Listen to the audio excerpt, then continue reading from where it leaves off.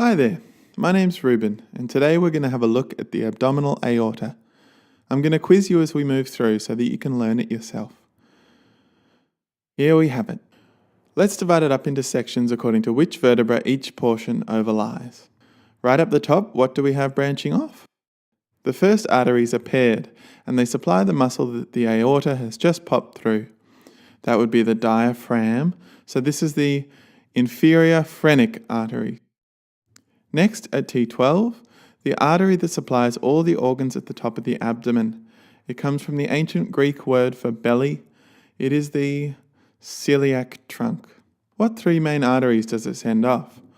One that follows a coiled path over the pancreas, the splenic artery.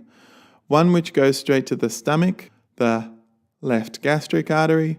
And one which runs to the liver, the common hepatic artery.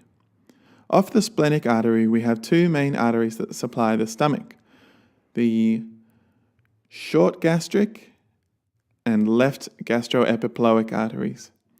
Off the left gastric artery, we have branches to a structure that runs parallel to the aorta, then runs into the stomach.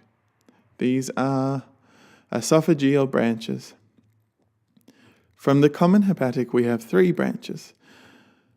1, the proper hepatic. 2, the gastroduodenal, and 3, the right gastric.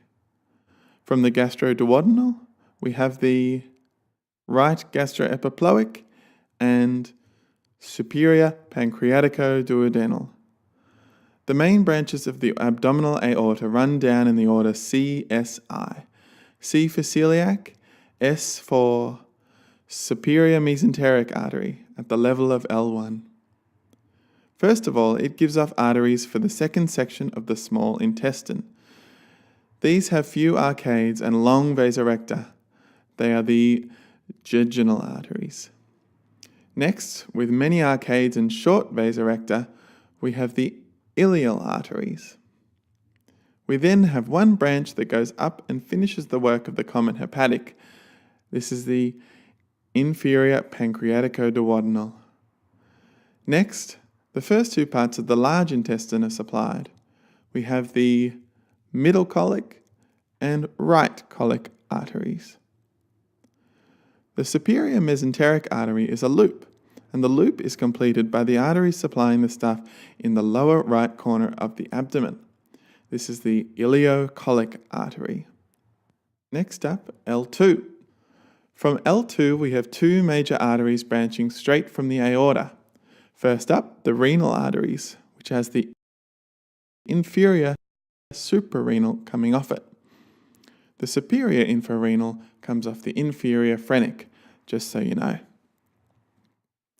Next, we have the arteries to supply our testes and ovaries, the gonadal arteries. Okay, L3. This must be where our last criminal hops off. Remember CSI? This is the inferior mesenteric. It supplies everything in the lower abdomen that the superior mesenteric didn't. We've covered the right and middle colon, so here we have first the left colic artery. So what comes after the descending colon, which is the left side of the large intestine? The sigmoid colon, thus the sigmoid branches we've got here. Last but certainly not least, we have the end of the abdominal GIT covered. This is the superior rectal artery. At L4, I've included an artery that we see in 4 different pairs along the abdominal aorta. They run back on the bodies of the vertebrae behind that vessel. These are the lumbar arteries. They are paired arteries. The last thing we see here is at L4, the bifurcation of the aorta, splitting in two to become the common iliac arteries. So, how did you go? Have another crack, and before you know it, it'll be as easy as ABC or CSI. Alright, thanks very much. Hope you enjoyed that. See you next time.